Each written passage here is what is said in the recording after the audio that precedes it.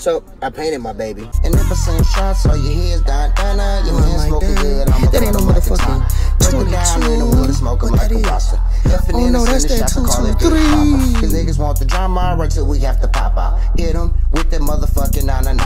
Trey songs gone for the summer. Nigga, and I'm dumping. Send a couple shots, know he running. Keep a K loaded, call it blocker. My little baby chopper. And if I need to, sweep your block up. The modern day, you gotta add the mafia. We here to fuck the block up. Forgot our sons, yeah, you know they got us. All I need is moolah, do you know I got blocks out? But nigga called the cops out. And all you hear is fuck the federal laws. No mercy for your papa, he crying for your mama. And you the type of motherfucker, tell him front your honor. And get your mans locked up and get his ass turned out. If I see a pussy nigga, then I gotta turn his lights out.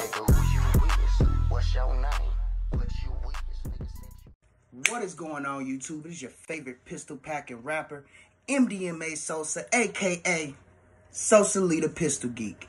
Go ahead and check out my music on all streaming platforms. All you have to do is type in MDMA $OSA. I'm telling you, my music is pretty good. Anyway, man, today I got a new subject for you guys. I always get asked a lot, you know, what carry gun should I get? Is this a good gun? Do you like this gun? Would you recommend this gun? And today, I think it's finally time to get some things out the way. Now, of course, this is going to be multiple part series because you can't just say what your carry gun says about you, haha, title of the video, without actually discussing most common carry guns, right?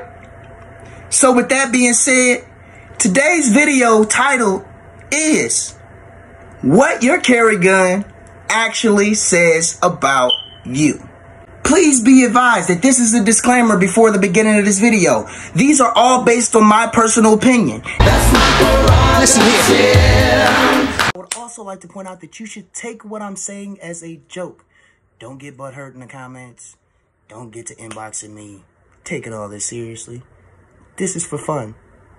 Take it as such. And with my personal opinion, you should have known that opinion is like a butthole. Everyone has one. What did he say? You can't get mad at me because I have an opinion about something. That's how I feel about it. Period. All right, so let's get into it. Revolvers.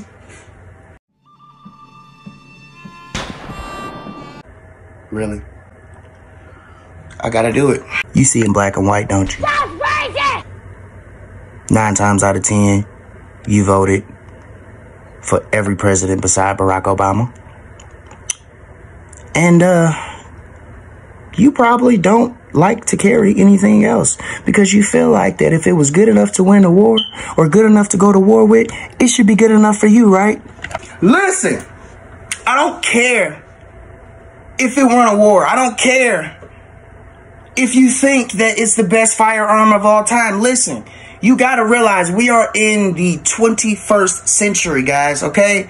There are so many semi-automatic mouse guns. There are freaking micro compacts, polymer frame pistols that don't have that as much bulk and are not as heavy, that you're going to get faster reloads, faster follow-up shots, and all of the above. Stop living in the 1920s. Unpopular opinion. Do I care? Hell no. To the no, no, no. Hell to the no. No. No, I don't. That's why you clicked on this video. The 1911. Because America. Fuck yeah! So lick my blood and suck on my bones, America. Fuck yeah! What you gonna do when we come for you? And that's pretty much it. You guys really don't need another reason just to carry the 1911. It's been through 2 world wars. I'd rather have a chunk of lead that hits harder but moves slower than a 9mm. Blow a hole in that mother. 9mm? Well, that's unanimously always believe that the 45 is God's caliber, i.e. the best caliber ever created. You're goddamn right. You may be right. It has been through 2 world wars. But so has your comrade's Beretta 92. And sorry to say, he has more rounds, probably can get on target faster, and no parts breakages. That's what she said. And you know what I mean. Depending on what kind of 1911 you're deciding to run for your EDC, you're going to run into problems, i.e. parts breakages, slide that aren't milled all the way, different things that all come when carrying a 1911. Also, diminished capacity between 7 and 10 rounds in 45. Unless you want to get one of those ridiculous base plates, then what the hell is the point of you carrying a 1911? Single action. So for somebody that doesn't know a lot about firearms, or if you know what I mean, that's maybe your first firearm. You're stupid. Are you really going to know that you're supposed to carry cocked and locked? Are you going to take the time out to realize that? Or are you going to be like a lot of the people that see them in movies and see that they are not cocked and locked and people still get shot with them and just assume that they're like any other firearm where they're not single action, where you don't have to carry cocked and locked? But to you, it's all negatable because it's trainable. It's all guy caliber. It's no for me. I cannot do this. Now, granted, I'm not saying don't have a 1911 in your collection. Yes, have a 1911 in your collection. Please, everyone should have one. I'm not saying don't have a 45 in your collection. Yes, have a 45 in your collection. I have one. But do not choose to carry that as your EDC. 9mm have the same bullet technology or better, and they do a lot better than the 45 nowadays than they did in the 70s and the 80s. 21st century, new technology. You don't have to keep looking at the old stuff, please. If you know anything about kicking, you know different types of bullet calibers, you will know that a 9mm has way less recoil than, say, a 40 or a 45. Now, that's not to say that you can't get some less low 40 and 45s, but if you're going to carry a 45, you might as well carry the real thing. I mean, you want to be ballsy with it, right? But it's a night and day difference between follow-up shots with a 9mm and follow-up shots with a 45, especially for a newer shooter. You're going to have different shot placements than you would with either caliber. 45, you may be all over the place. 9mm, you may stay directly in one place. But for a new shooter, stick with the 9mm. What y'all carrying me for? Stupid. Literally, most people have to realize, and I don't know if maybe you guys don't, I don't know if it's a research thing. I don't know if, some people just see stuff in movies and they say, oh, I'm going to get that gun just because. And there's a lot of people that will admit to you, the first firearm, I'll admit to you, the first firearm that I actually bought, and this was before I started going to the store and everything and going and, because Arizona is a secondhand state, so you can actually buy, sell, and trade on a site called Arms List.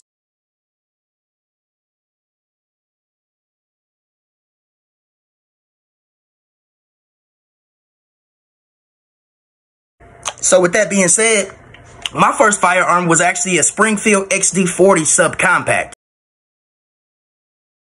Now, not knowing a lot about firearms at the time, I figured that I want a 40. I gotta get a 40. Everybody got a 40.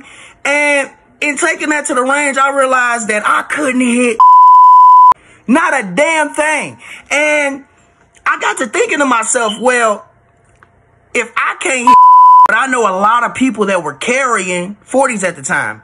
I know y'all not going to the range like I am. Can y'all hit something? Maybe I need to figure out a different caliber so I can mitigate not being able to hit. And it wasn't the grip at the time. I noticed I had the perfect grip. My grip has always stayed the same on my firearm. I've always used the same pad of my finger, like right here. I've always done that. But it was so much kick, so much recoil that it knocked it up into my hand every time. So I then decided that maybe 9mm might be a better option, because if I went up to 45, it was going to be worse. At least if I went down to 9mm and then subbed for the grainage in between, it'd give me a little bit of leeway. So with that being said, the larger the caliber, the harder the kick. Don't use it for self-defense. use it for range practice and maybe home defense, because 45 is not going to go through, and you know what I'm saying, too much stuff. Home defense is the best option for 45, in my opinion. Of course, in my opinion. The high point. It's a throwaway. Streets. Listen, man, if you done bought a high point, you got the whole mind tendency, the whole mind frame, the thought process, the whole apparatus in your thoughts. If I don't about your life, what the make you think I give a about yours? If he didn't care about your face, I know he don't give a fuck about mine. Literally, if you are carrying a high point, that must be the outlook that you have on your life. Yes, we seen Demolition Ranch's videos on the torture test. We know that a bullet can go through that and it still shoot. Yes, we've seen all the torture test videos where the magazines fail. Yes, we've seen ones that run and have no problem with extended magazines. But if you're seeing all that and you don't see any conclusive evidence on why it is a good carry option, besides, I mean, it's going to go bang as long as you clean it. It's going to go bang as long as you do this. I'm sorry. I'd rather put a little bit more money into the thought process of saving my life. And some people will look down on that because they think it's going to get took if you have to use it. Shut your bubble. When you buy a firearm, you are knowingly accepting the risk that if I ever have to use this in self-defense, it's going to get taken. So why not personalize your firearm to your liking? Am I saying this is not a good firearm? Kind of. Listen, the reason that I'm saying that the high point is not a good firearm is because you can either get a brand new one that works 100%, fires everything, no parts breakages, runs for thousands of rounds, or you can get one brand new from the factory, broken, that don't work, broken firing pins, broken this, broken that, broken trigger. While you're waiting to get that firearm back, you're going to have to buy something to defend yourself. So you might as well have just buy once, cry once. Buy once, cry once. And get a Beretta APX. Get a Ruger EC9 if that's what you into. Get a Gen 3 Glock. Get a Springfield XD, XDS, or XDM. Spend a couple extra $100 because eventually you're going to have to spend that extra 100 anyway. You might as well buy once, cry once. You only gonna see it one time on your bank account, and you only gonna be mad about it once. Once you do it the first time, it becomes easier the second, the third, and subsequent. Like I said, man, you could either get one of these straight from the factory that runs forever, or you could get one that doesn't run at all. And to me, that's almost like wrestling. And if you are a fan of wrestling, or you ever been a fan of wrestling in your life, then you're going to know what the term 50-50 booking means. 50-50 booking means that you may want something to happen. The other wrestler might want something to happen. But ultimately, the booker of the match is going to decide the outcome. And it's going to be for the betterment of the rivalry, the promotion, this, that. So with 50-50 booking, that's what I feel like you get when you get a high point. It's 50-50 booking. Either you get a good one or you get a broken one. This ain't wrestling, bro. No. The Taurus. G2, G2C, G3, and the G3C. I had enough money to buy the gun, the bullets for training, the holster. I even bought a damn flashlight laser combo and a sight mark for the top. I replaced the back sight and put a sight mark on there. If you don't know what a sight mark is, it's a cheap red dot. How much you spend? All together, probably like $600-700. Bro, you know they sell optics rated Glocks, the MOS, for like $5.99, $5.49, right? And then they sell ammo boxes that come with like 100, 200, 250, 300 rounds in the case. And you can get a sub $200 reticle RMR for your gun that's better than the sight mark. And you gonna be paying around the same price. Maybe a little bit less. No way, boy. Boy, ain't no way, boy. Ain't no way, boy. Look, bro, I don't need to spend no $600 on no damn Glock just so if I gotta use it, the police take it. Or I don't need to spend that much money because I'm not finna be carrying it all the time. I carry that I go to the mailbox when I go out with my family, and it's for home defense. Okay, so you're gonna have to train with it, and you plan on using it for home defense. Now, you can Google this, but Tauruses, the good ones, you won't know if they're going to last until between 3,000 to 5,000 rounds. Which means all of you that bought the Tauruses, G2, G3, G3C, G2, PT111 G2, if you haven't put that many rounds in that, you don't know when you're going to have a parts breakage. You can Google this. You don't know when you're going to have a parts breakage. Have you sat down with a list every time you go to the range and said how much and know exactly how many rounds you put through this firearm? Do you even know if you've ever bought 5,000 rounds worth of ammunition? Not many people do. Now, this one has nothing to do with the pricing, but so much as your mindset or your thought process when you bought it. So, we already know that back in the day, Taurus had a shoddy reputation for producing bogus products. And ever since the PT Millennium G2 series has came out, they have kind of replenished their name. But you still have to remember that this is a budget option. Budget options are cheaper parts. Cheaper parts break over time. Now, if you're training like you're supposed to, you're going to have to replace your guide rod before that 5,000 rounds.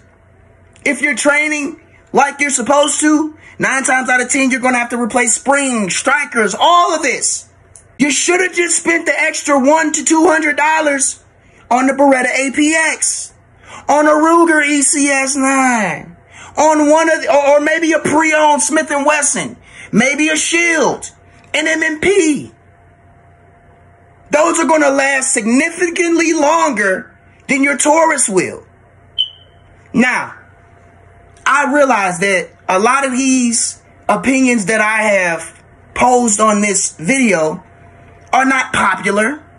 They are not everyone's opinion. But please remember, these are my opinions. And opinions are like buttholes. Everybody has one. What did he say? Now, if you like this video, I need y'all to like, share, sub to the channel, turn on those post notifications. Hey, I got a new song dropping March 25th. It's called Rage. Sick of these niggas. You already know. Gonna be dropping on all streaming platforms. So if you haven't yet, I need y'all to go ahead and follow me on Instagram at Socially the Pistol Geek for all of your gun related content. And also, if you go to Socially the Pistol Geek, you're going to see in the bio my other Instagram page, which I use to promote my music. That one is going to be called Sosa Lee Ray. Also, guys, I've been thinking about starting a new series. Well, if you follow my social media, you follow my Instagram, you already know that I'm going to be doing a series called How to Build Your P80. I figure, you know, my followers, if you are into P80s, but you may have had some hiccups, you know, I could be the person to show you what to do. I feel like, you know, I've kind of conquered the building my own Gucci Glock thing. I've had about 3 of them now. Mastered building my own AR. So the only thing that I haven't done, you know, aside from building an AK pistol or a Tommy gun build, which I'm going to do in the future, the only thing that I haven't done is build a P80. So with that being said, how to build your own P80 coming soon. I'm just waiting on my drill press vise. Once I get those items in, the first episode will be dropping, and I'll be showing you how to cut down the rails and sand everything down, make it look nice and proper. Also, I'm posing a question on this video, for the guys that may watch my channel but may not be following me on Instagram or on social media. I have a lot of people that ask me, where did you come from? Like, you know, who are you as a person? What made you start this channel? You know, what led you to be the person that you are today? So my question is, if y'all want a story time on my life story, like everything, from my early life, you know what I mean? All the stuff that I went through, I'm not gonna get into too much detail, but you know, if y'all want the story, yo, I need y'all to drop in the comment section, family first, amendment second. So if y'all want to know my, my life story, of course, it's gonna be a multiple part series, because if y'all didn't know, your man's like, you know what I'm saying, my life is just now getting together, but I haven't had the best, you know what I mean? So with that being said, if y'all want to hear that story, I need y'all to drop in the comment section, family first, amendment second. If y'all drop that in the comment section, one of the next videos I'll be is going to be part 1, story time, my life. Until next time, guys, family first, amendment second. I love you. Peace.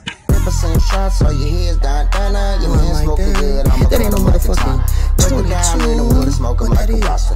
Oh no, that's that 223. Cause niggas want the drama right till we have to pop out. Hit them with that motherfucking na-na-na-na. Trey songs gone for the summer. Nigga, and I'm dumping. Send a couple shots, no he runner. Keep a K loaded, call it blocker. My little baby chopper. And if I need to, sweep your block up. The modern day, you gotta add the mafia. We here to fuck the block up. Forgot our sons, yeah, you know they got us. All I need is moolah, do you know I gotta slide up. Hop out, do a fucking pop out. Niggas talking reckless, so we had to bring the Glocks out. But nigga called the cops out. And all you hear is fuck the federal laws. No mercy for your papa, he crying for your mama. And you the type of motherfucker, tell it front your honor. And get your mans locked up and get his ass turned out. If I see a pussy nigga, then I gotta turn his lights out.